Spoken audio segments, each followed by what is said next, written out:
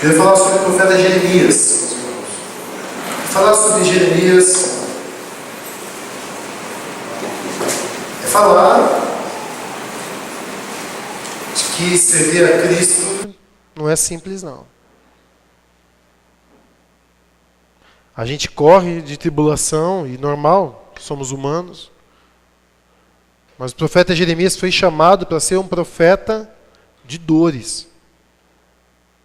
Pregar dor, acusação, calamidade, punição. Bater de frente com um povo que não quer mais ouvir nada. Falar palavras duras a quem não quer ouvir nenhuma vírgula de acusação. Pregar a destruição vindoura. Mas diferente dos outros que pregaram a destruição que estava vindo, ele viveu a destruição. Um homem que foi privado dos sonhos da maioria dos da sua época. Deus falou para que ele não se casasse. Deus falou para ele não ter esposa nem filhos. Por causa do que estava por vir. Um homem que recebeu a graça maravilhosa de ser profeta. Profeta, um homem de Deus mesmo.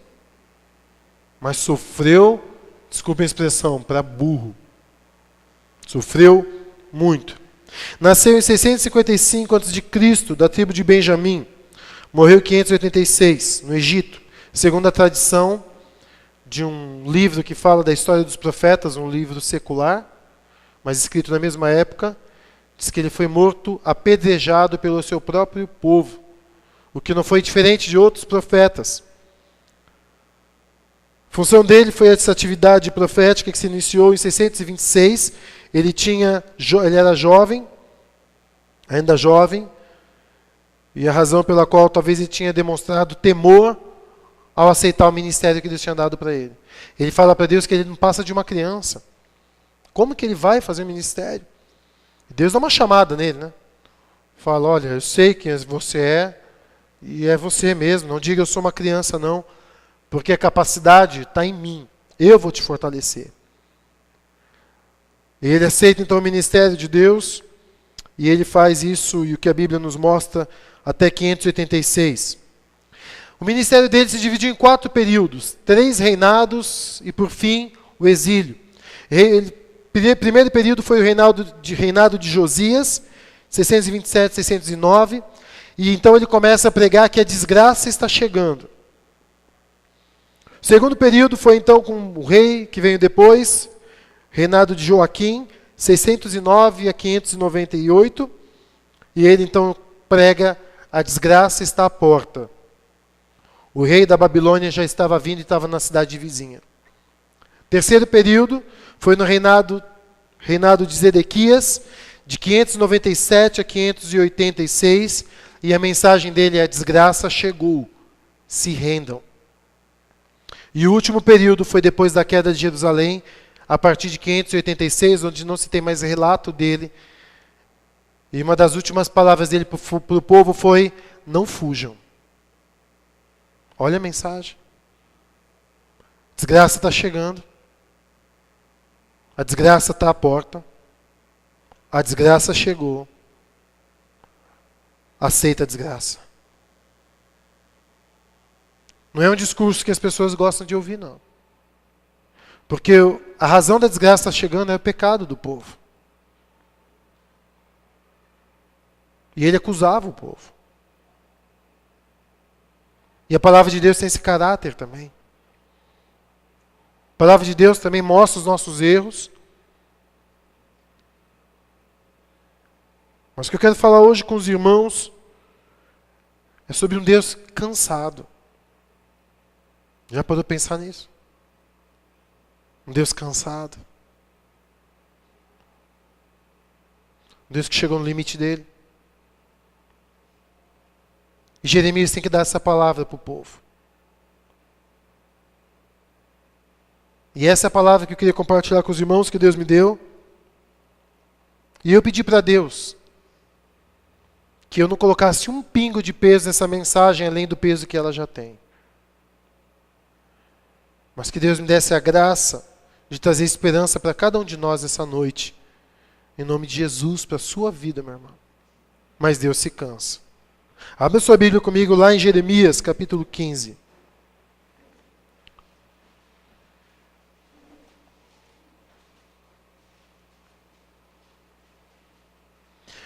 Quando você lê o livro de Jeremias, tem partes de Deus falando, parte de Jeremias falando. E é um livro que é acusação em cima de acusação, condenação em cima de condenação. E Jeremias, ele começa a cansar disso também. Então Deus traz lá em Jeremias capítulo 15, mais uma acusação ao povo. E eu queria ler apenas um versículo com os irmãos. E eu convido a igreja a se colocar em pé para que façamos essa leitura. Jeremias capítulo 15, nós vamos ler o versículo 6. Deus diz assim: você me rejeitou, diz o Senhor. Você vive se desviando. Por isso, porei as mãos em você e a destruirei.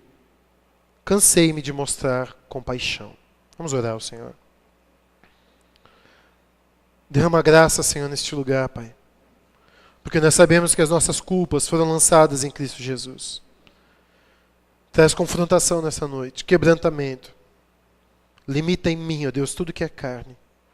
Não permita, ó Deus, que nada venha de mim, Senhor, que possa afetar a mensagem que o Senhor tem para o teu povo. Perdoa-nos, ó Deus. Fala com a tua igreja, em nome de Jesus pedimos. Amém, Senhor. Amém, os irmãos podem sentar-se.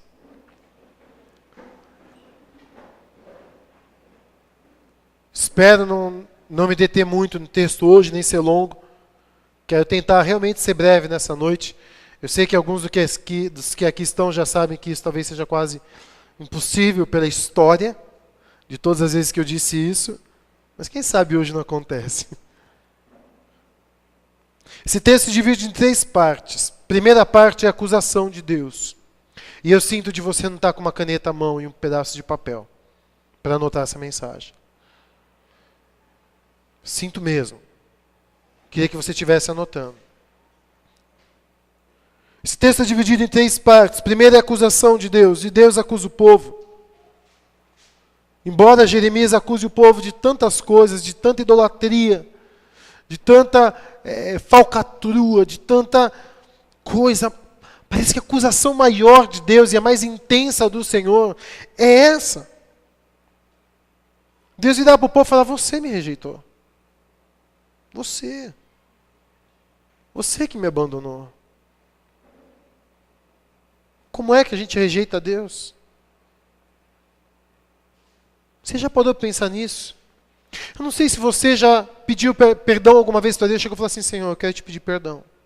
Aí você viu pornografia, olhou coisa errada, pensou coisa errada, brigou, deu mau testemunho, está fazendo coisa errada nos negócios.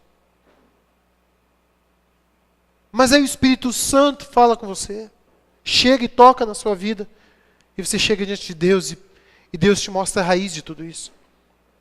Eu não sei se alguma vez você chegou diante do Senhor e disse assim para Ele: eu quero te pedir perdão, Senhor, porque eu tenho rejeitado o Senhor. Eu te rejeitei. Isso é tão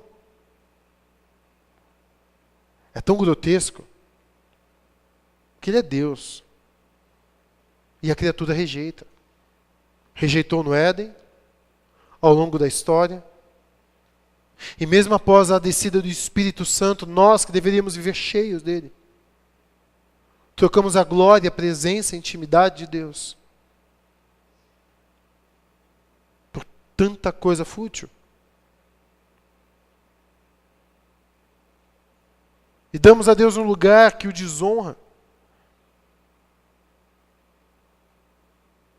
E damos resto ao Senhor.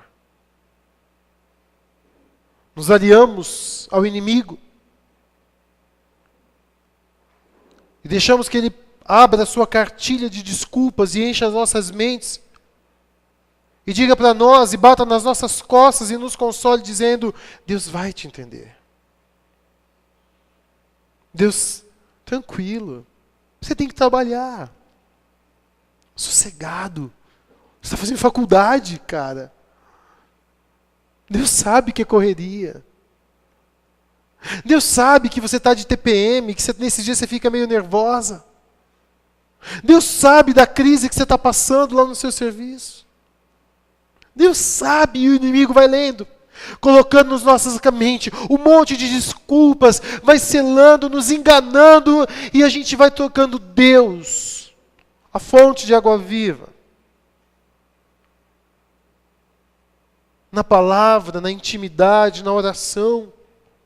E aí o inimigo fala, vai cavar para você um poço, isso, vai que você vai achar água. Vai cavando.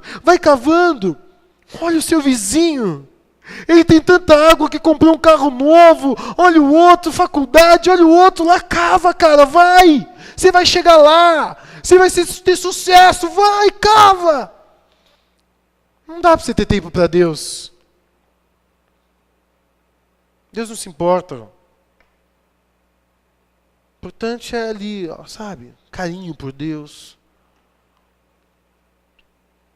E o inimigo vai lendo e a gente vai acreditando, e a fonte jorrando, e a gente cavando um poço. Música que nós cantamos, eu me rendo aos teus pés, porque o Senhor é tudo que eu preciso para viver.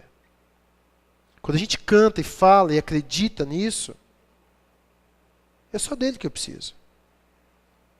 Ele nos agracia com outras coisas? Agracia.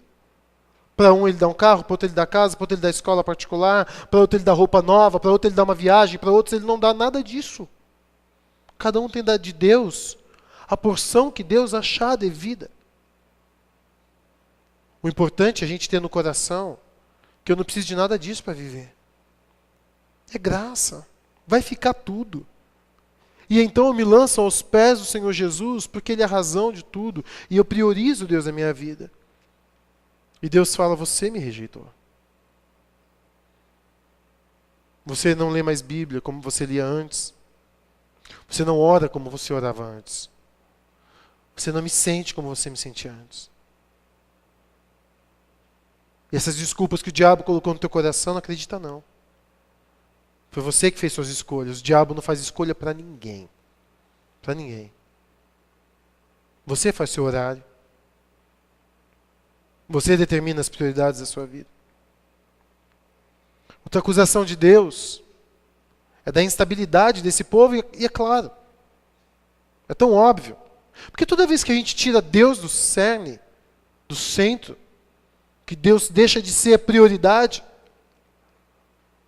a gente está mexendo no alicerce da nossa vida. E tudo abala. Então nós ficamos instáveis, muito instáveis, e Deus diz lá aí no versículo, você me rejeitou, você vive se desviando. Eu coloco vocês no caminho, você desvia. Eu coloco você no caminho, você desvia. Eu coloco você no caminho, você desvia. Eu mando o profeta, eu mando uma tribulação, você chora, você se arrepende, mas não demora muito, você se desvia de novo. E de novo. E de novo. Em Tiago 1, de 6 a 7, Deus diz que se você quiser sabedoria, peça a Deus, peça porém com fé, sem nada duvidar, pois aquele que duvida é semelhante à onda do mar, agitada e impelida pelo vento.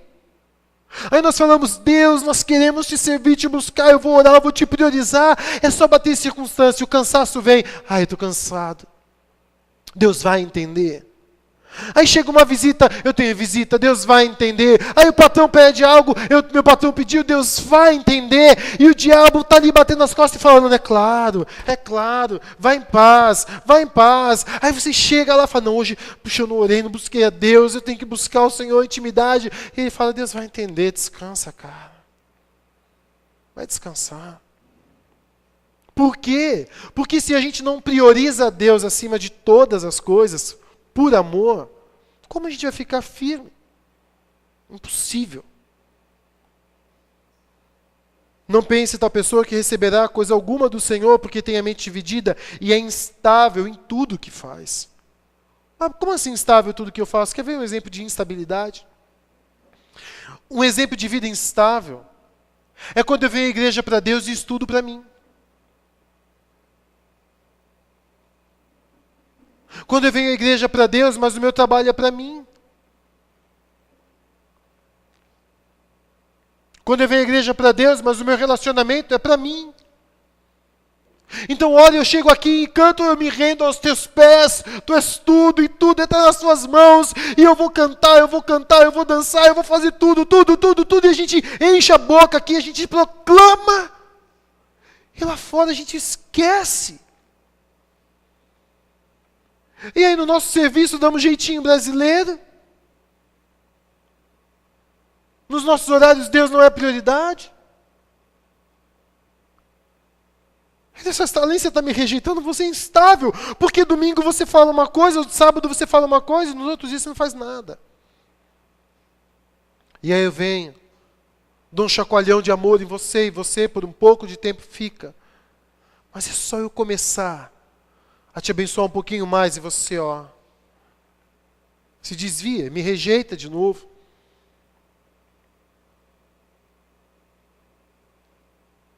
Mas a instabilidade não vem apenas pela dúvida. A instabilidade vem também da carne. Em Jeremias 14:10, Deus diz: assim diz o Senhor acerca desse povo, eles gostam de vaguear, não controlam os pés. Por isso o Senhor não os aceita. Você entendeu o que Jesus falou? Deus está falando? Primeira acusação dele: vocês me rejeitaram. Ou seja, eu não sou prioridade. E porque vocês me rejeitaram, vocês são instáveis. Agora, a razão disso, uma é porque talvez vocês não confiem em mim para tudo na sua vida, mas outra razão é porque vocês curtem vaguear. Vocês gostam de ir por caminhos que não são meus, vocês têm prazer nisso. Falava essa semana para uma pessoa que ela não tem tempo para Deus. E eu a chamei para conversar e eu falei: olha para a tua vida, você não tem mais tempo para Deus em nada. Essa pessoa baixou a cabeça e falou: é verdade. Eu falei: sabe por que você não tem tempo para Deus em nada?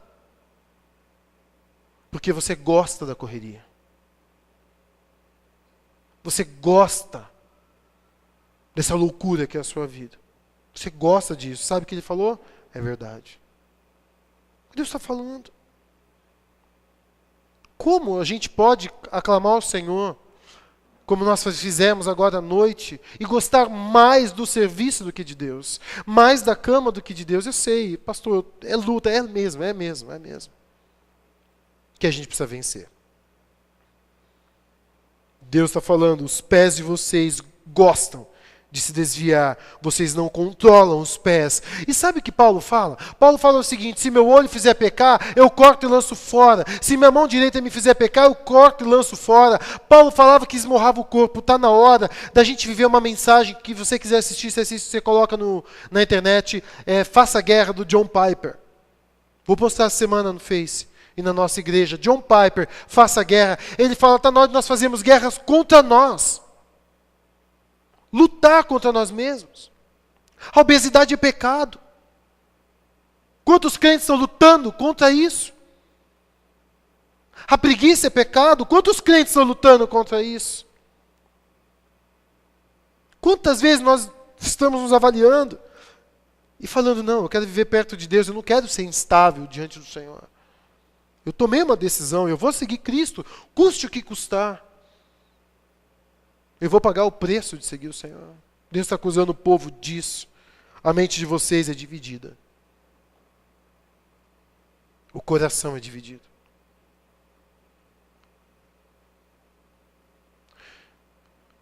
Se em um dia da semana nós nos inclinamos para Deus, e outros 6 dias da semana nos inclinamos para a carne, a acusação de Deus serve para nós essa noite. Temos rejeitado o Senhor. Temos nos desviado dele. Vamos restaurar o prazer em Deus. Pedir para Ele. Confessa para Ele. Abre o coração para Ele. Clama a Ele. Chora. Fala: Deus, eu quero ter prazer no Senhor. Eu não tenho. Imagina, pastor, eu sou crente. Fala, meu irmão. Não tem. Fala: Deus, eu tenho prazer no futebol, mas eu não tenho prazer em ficar contigo 2 horas. Senhor, eu tenho prazer em ler uma revista, mas eu perdi o prazer da palavra. Me ajuda, Deus. Ficar firme em Ti, Senhor. Toma uma decisão essa noite, querido. Nunca mais rejeitar o Senhor. Vai ter que ter luta? Vai. Você vai ter que controlar o seu pé. A carne. Dizer não para ela. Posso te ajudar nisso? Faz jejum. Jejum é dizer para a carne, fica no teu lugar. Jejum é dizer para a carne, eu vou servir meu Deus. Eu quero comer, estou com fome. Não. Eu estou buscando intimidade com meu Deus. E eu vou limitar a carne. Eu vou vencer você. Eu vou sofrer pelo meu Deus. E eu quero intimidade com o Senhor. É só bênção para a tua vida. Esse texto tem uma outra parte que é a reação de Deus. O povo rejeita e vive se desviando. Então vem a reação de Deus. Deus diz, eu porei as mãos, eu os destruirei. E isso hoje é tão contrário à filosofia que o mundo tem pregado de Deus. A gente viu disso um pouco semana passada. A filosofia de um Deus mau, a visão bíblica. Não de um Deus mau, mas de um Deus que pune o pecado. Está sendo rejeitado cada dia mais aí fora. O diabo é sagaz, é esperto. Vamos dizer para o mundo que eles podem fazer o que eles querem e não vai dar nada. Mas falar isso para o mundo é fácil. O problema é quando isso cai na mente daqueles que dizem de Deus. Você entendeu? Eu falei rápido.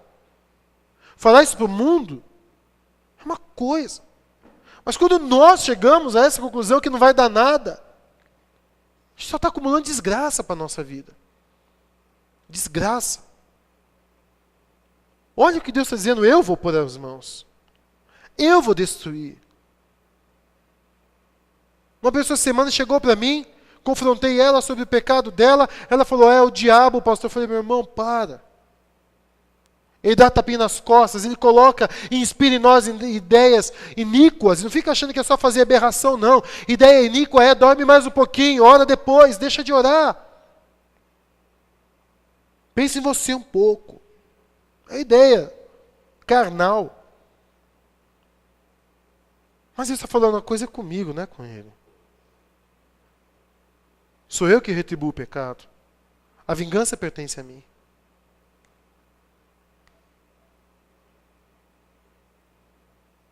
Eu levo a sério a minha palavra. Mas a gente nunca pensa Deus pondo as mãos em nós. A gente nunca pensa que Deus vai pegar a gente uma hora e vai levar a gente para o banheiro para conversar sério. Davi, vira para frente e come, filho. Não. Davi, papai está falando, filho. Não quero. Se você não virar para frente agora, Davi, a gente vai conversar sério no banheiro. Vira para frente, Davi. Não. Vamos conversar, Davi. Não. A gente vai. A gente vai conversar.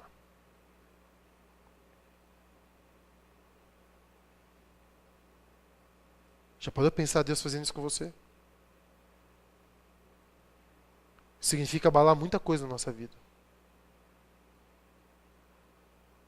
Dor na nossa vida. A gente acha que a gente não vai perder nada. Que a gente só vai ganhar com Deus e ganhar e cada vez mais. O pecado traz perda. Guarda isso. Traz perda. Só perda. A gente não ganha nada pecando. A gente não ganha nada quando a gente troca Deus pela televisão. Deus pela cama. Deus pela carne. Deus por coisas. Deus por alguém. Deus põe a mão em nós. Deus diz, mas agora mandarei chamar muitos pescadores, declara o Senhor. Eles os pescarão. Depois disso, mandarei chamar muitos caçadores, e eles os caçarão. Em cada monte, em cada colina e nas fendas das rochas. Os meus olhos veem todos os seus caminhos. Eles não estão escondidos de mim, nem a sua iniquidade está oculta aos meus olhos. Eu lhes retribuirei em dobro pela impiedade e pelo seu pecado.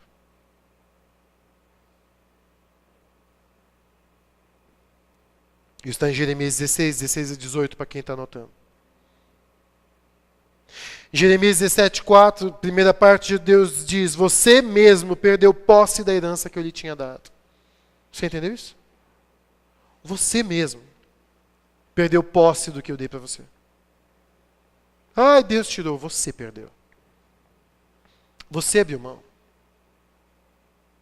Jeremias pregou a destruição da terra, foram levados embora, perderam tudo, perderam honra, perderam o templo, perderam intimidade com Deus, perderam tudo. Deus falou: foi vocês. Eu pus a mão, mas foi vocês. Um dia eu cheguei para o Daniel e falei: Daniel, deixa eu te avisar uma coisa, se você fizer isso, filho, vai acontecer isso com você. Ele fez. Falei: Daniel, lembra que eu falei para você não fazer isso? Ele falou: lembro, pai. Falei: então agora vai acontecer isso com você. Quem que vai fazer isso com você? Ele falou: você, pai. Mas quem é o responsável por isso? Ele falou: você, pai. Eu falei: não. Você? Eu? Falei: é. Você não sabia que se você fizesse, isso ia acontecer com você? Eu sabia. E quem tomou a decisão de fazer mesmo sabendo o que ia acontecer? Ele falou: fui eu. Falei: foi você que trouxe isso sobre você, filho. Eu acho que ele entendeu. Sofreu. Você perdeu posse da herança. Jeremias 30, 15, ele diz: fiz essas coisas a você porque grande é a sua iniquidade. Terceira parte. Deus acusa. Deus avisa o que ele vai fazer. Só que a terceira parte é aquilo que todo pai que já disciplinou um filho em amor sabe o que é o que Deus vai fazer agora. Porque essa terceira parte é linda. Quando Deus diz, versículo 6, cansei de mostrar compaixão, essa palavra cansei, no original, que chama nakan, significa suspirar forte. Sabe o que Deus está fazendo aqui? Cansei. Você já disciplinou um filho com dor no coração?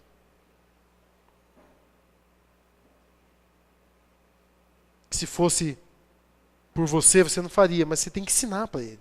Senão ele não vai aprender. É isso aqui, meu querido. Deus está cansado.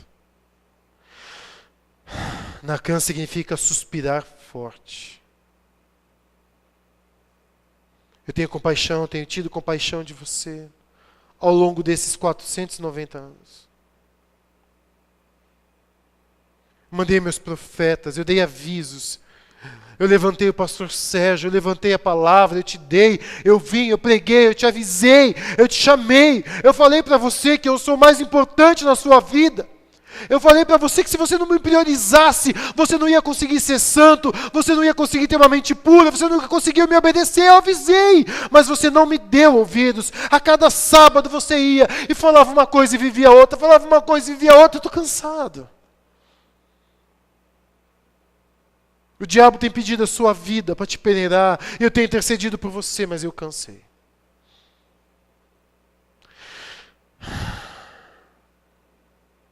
Chega. É isso que você quer? Então vai. Tem certeza que é esse caminho? Tem certeza que é desse jeito que você quer viver?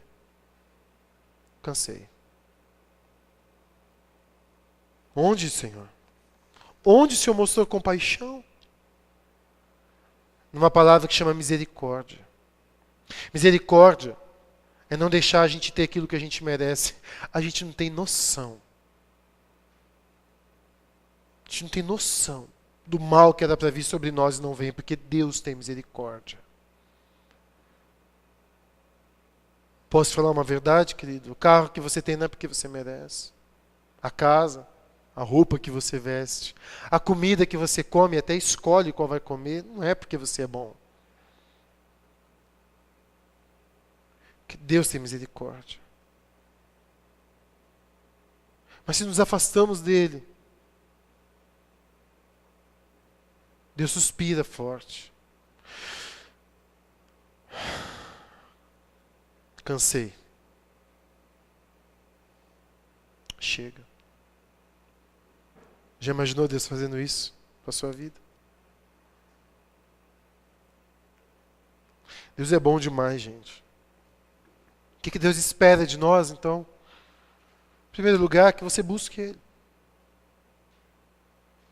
Só. Não tem outro mandamento maior. Busca Deus em primeiro lugar. O resto vem disso. Você já tentou priorizar Deus?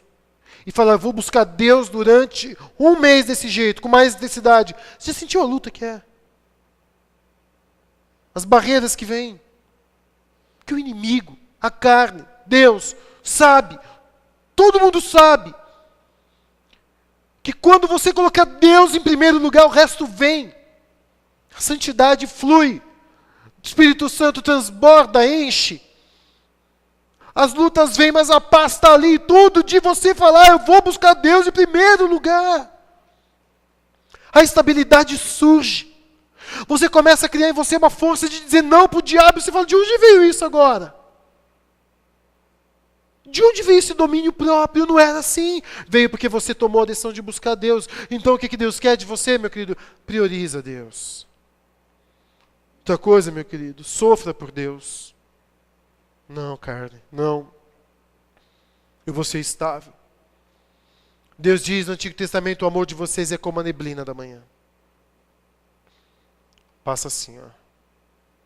Eu vou te amar, Senhor. Eu vou pagar o preço, Deus. Em terceiro lugar, o que Deus espera de nós, Ele espera que nós nos arrependamos. Nos dias maus. Também nos dias maus. Sabe por quê? Alguns aqui essa noite, a desgraça está chegando.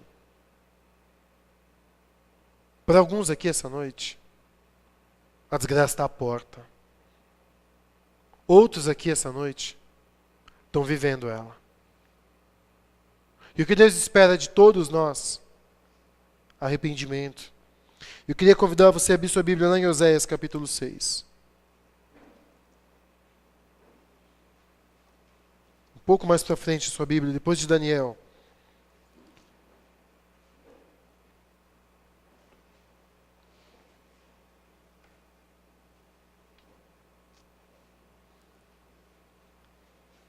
Oséias capítulo 6.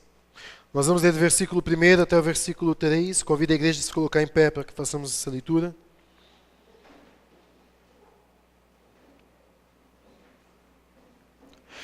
Oséias também foi um profeta que pregou juízo, mas Deus dá a ele um texto, um bálsamo, uma cura para nós nos nossos dias. Olha o que diz o versículo 1. Venham. Venham. Voltemos para quem, igreja? Ele nos despedaçou, mas nos trará cura. Ele nos feriu. Mas o que, igreja? Amém. Glória a Deus. Depois de 2 dias, Ele nos dará vida novamente. Ao terceiro dia, nos restaurará. Para que vivamos onde, igreja? Em sua presença. Conheçamos o Senhor. Esforcemo-nos por conhecê-lo. Amém. Os irmãos podem sentar-se.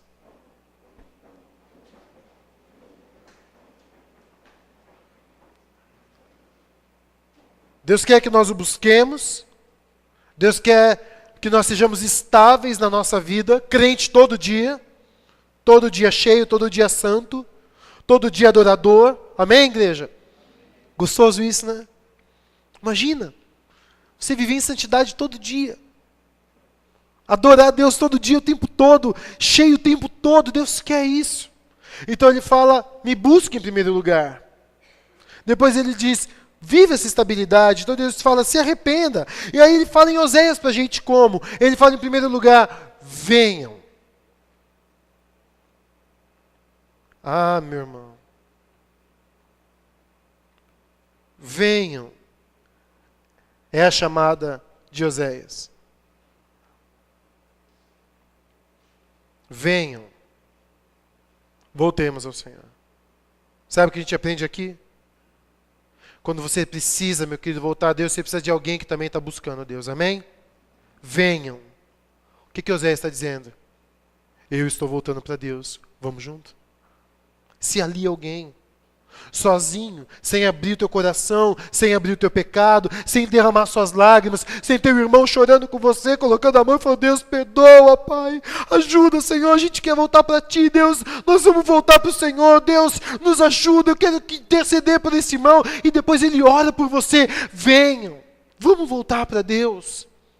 É isso que Deus quer ver, amigos dentro da igreja, um chegando para o outro falando, venham, voltemos. Uma dessas pessoas que eu conversei essa semana, eu fui até a casa dela e eu falei, sabe por que eu estou aqui? Porque eu amo você. Porque eu amo a tua vida. E eu vim aqui dizer para você, vamos voltar para Deus. Tem que buscar mais Deus. Está errado tudo. Vamos. E Oséias está falando, venham, voltemos.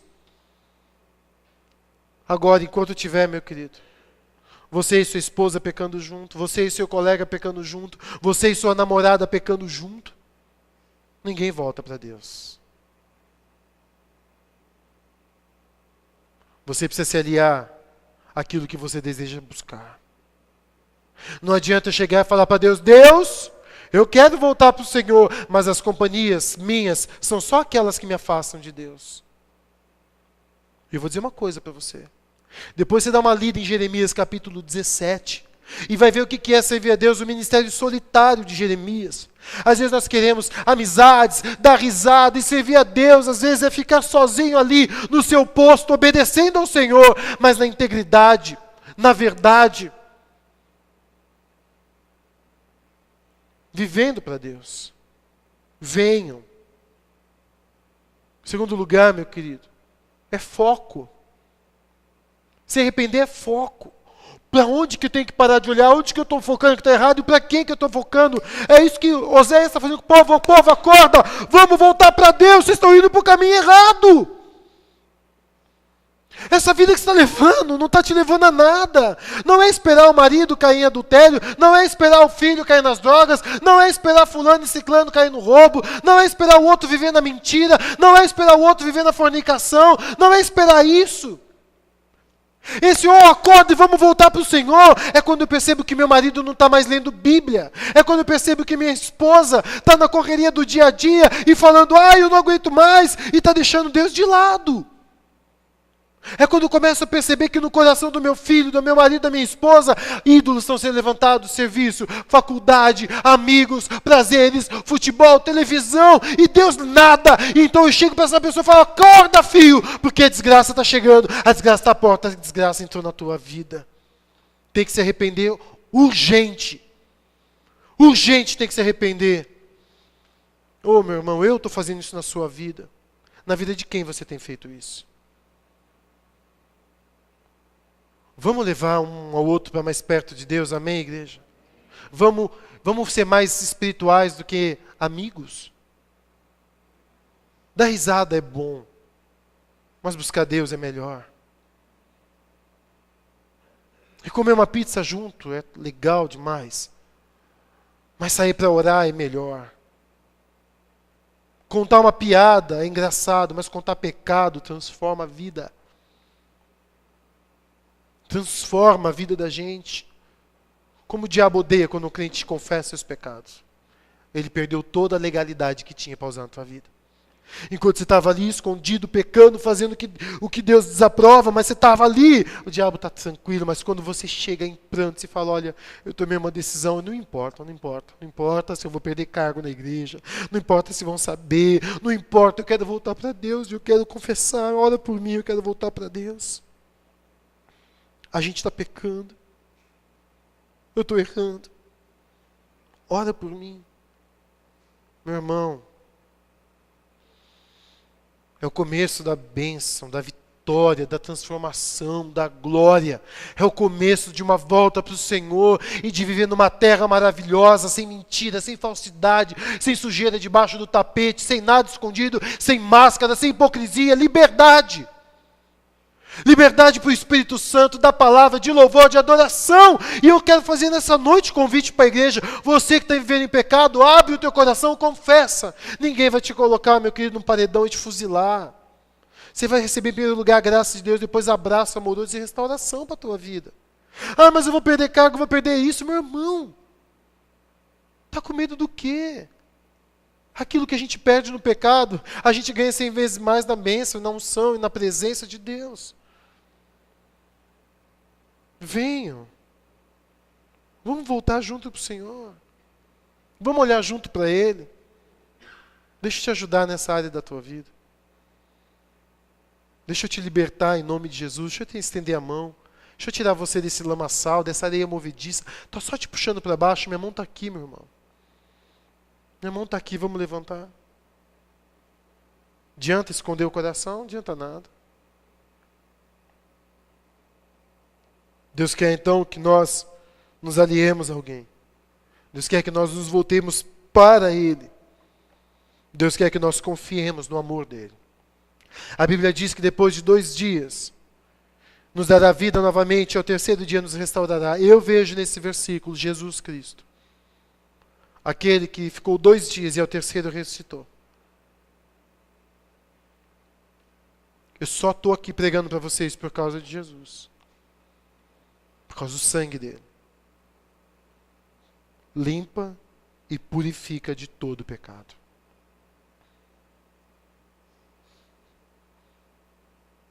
O diabo não suporta isso. Nós regozijamos nisso. Pastor, menti, Deus perdoa, perdoa. Pastor, eu assassinei, Deus perdoa, perdoa. Pastor, vi uma vida imoral a vida inteira.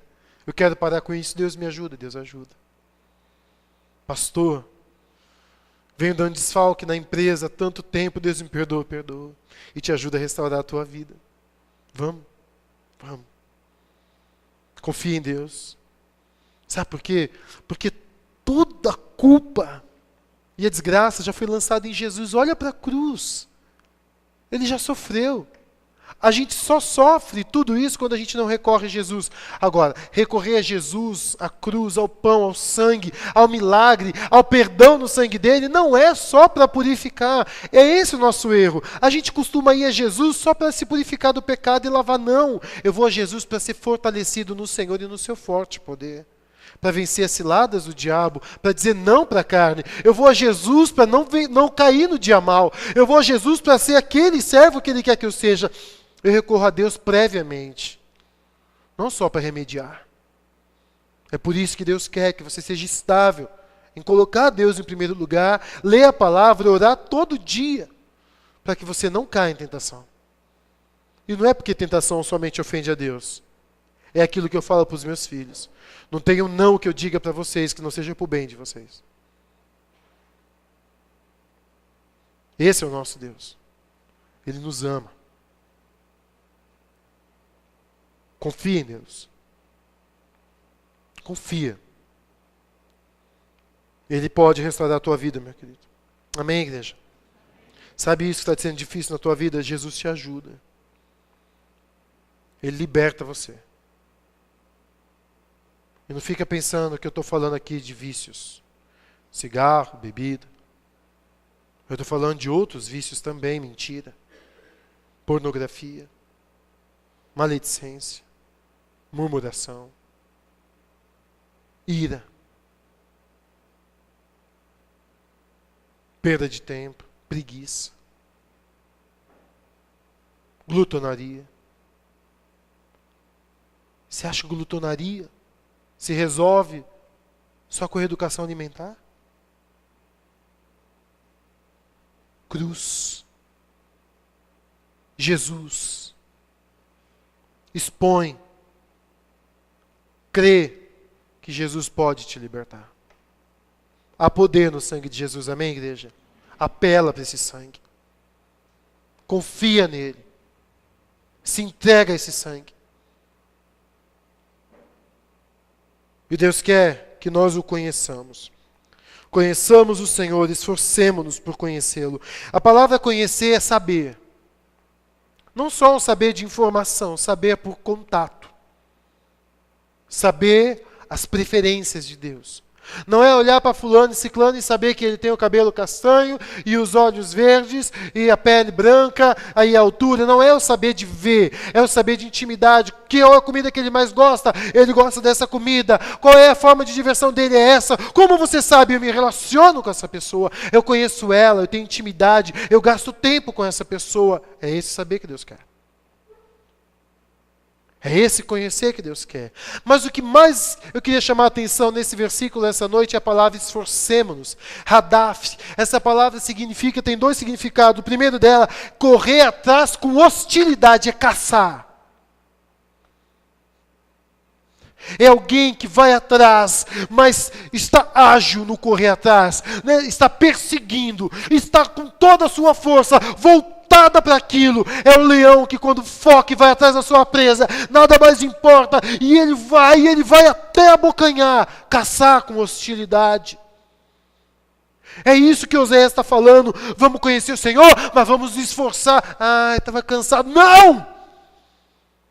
Eu vou conhecer o meu Deus, eu vou priorizar o meu Deus, e eu vou com raça, eu vou com força, eu vou com hostilidade, eu vou me negar e eu vou focar nisso. Eu não volto sem a minha bênção. Eu decidi que eu vou ser abençoado e eu vou priorizar Deus na minha vida.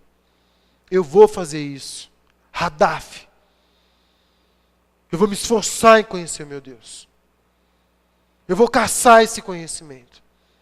Vou ser predador em relação a esse conhecimento que Deus deu a nós pelo Espírito. Livre. Livre. Você entendeu que a guerra, então, é conosco. A hostilidade é contra mim mesmo. Porque o acesso está livre pelo sangue do Cordeiro. Até o país que nós moramos. Você pode ler a Bíblia o dia inteiro, se você quiser, quase. Ouvir, cantar, pregar, anunciar. Sonho com ver jovens com planos e ideias de evangelismo.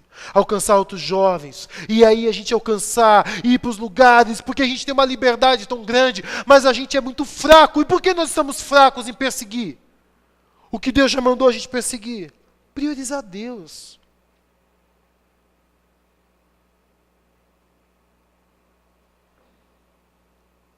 Mas tem outro significado, Hadaf, que é correr atrás também do tempo perdido.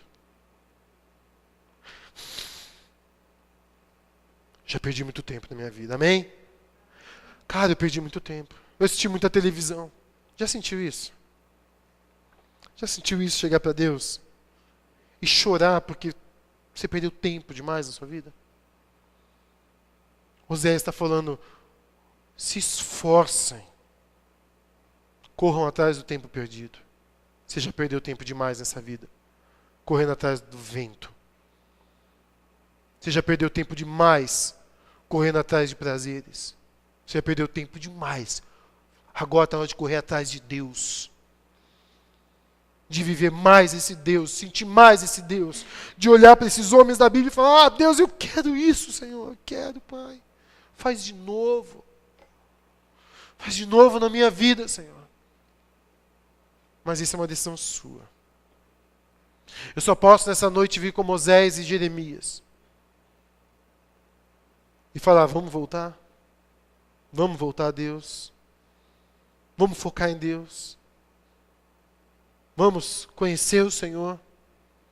Com raça, com força, de todo o nosso coração, de toda a nossa mente, de todo o nosso corpo, com toda a nossa alma, com tudo que temos e somos. Vamos buscar Deus. Buscar, pois, em primeiro lugar o reino de Deus. Os 2 maiores mandamentos são amar o Senhor e seu Deus sobre todas as coisas. E amar o próximo como a nós mesmos. Eu creio que a gente já perdeu tempo demais. Jesus está voltando.